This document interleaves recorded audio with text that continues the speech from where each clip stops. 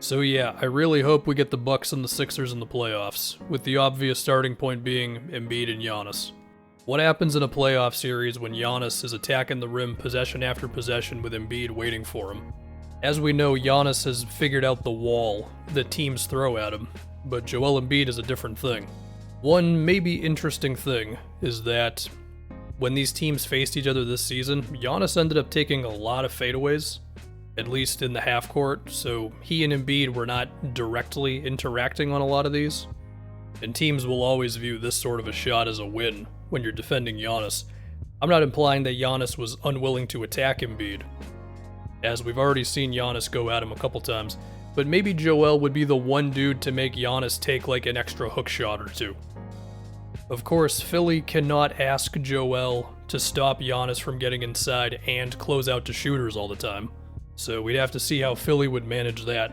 I think this is another example of what can happen there. Joel was definitely loaded up inside preparing for Giannis.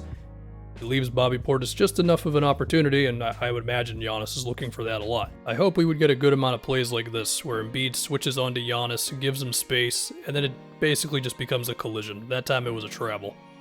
As far as how the Bucks would guard Embiid, I think this is when you're really hoping that you have Brook Lopez back, because Brook is tall enough to contest the face-up jumpers, and he's also strong enough to at least make Embiid work for it in the post. That being said, if Joel is going to do stuff like this against you, it doesn't matter who you have guarding him. I don't feel great about Serge Ibaka at this point in his career and Bobby Portis guarding Embiid. As far as Giannis, I mean, he might be able to do it in moments, but he already does so much on offense. If you ask him to guard Joel as well, he'll just be exhausted. I also want to see just what happens with James Harden, and I assume Drew Holiday. Of course, Harden has not played the Bucks as a Sixer yet.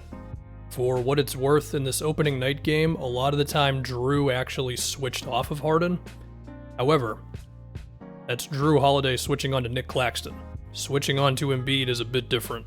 No, Drew would never shut down Harden, but we have seen Drew's defense play a big role in series before. I've seen some takes on the internet saying that Drew has regressed defensively this year. I'm choosing to not be concerned.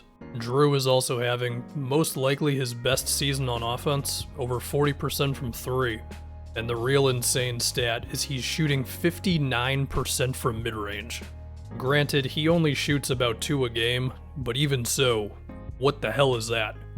For the Bucks' sake, you would also love a healthy Brook Lopez's rim protection against James Harden as well. I feel like Brook is the glue guy to the Bucks' defense. The other part of this potential series I would love, because I just love chaos and 3-hour-long basketball games apparently, is the amount of fouls there would be. The average NBA game has about 40, let's say, free throw attempts per game. It is possible that in a Bucks-Sixers playoff series, you could get to 40 free throws in one game just off of 3 dudes.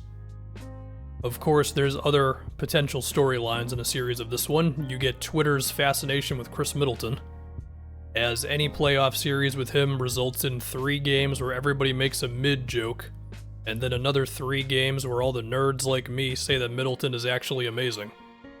One game within the game would be, how open would the Bucks leave Matisse Thybulle? We saw from the Bulls on this possession, they were pretty content with letting him shoot this one. I would also like to point out that as terrifying as the Harden Embiid 2-man game is, Tyrese Maxey's making the Sixers extra scary right now. The Bucks were daring Maxey a bit in the game they played recently. They gave him the drop coverage many times, sometimes he killed him for it, and other times it was more successful. But of course, Harden did not play in this game. The real question of a Bucks-Sixers series, though, is how would the Sixers deal with Jordan Nwora?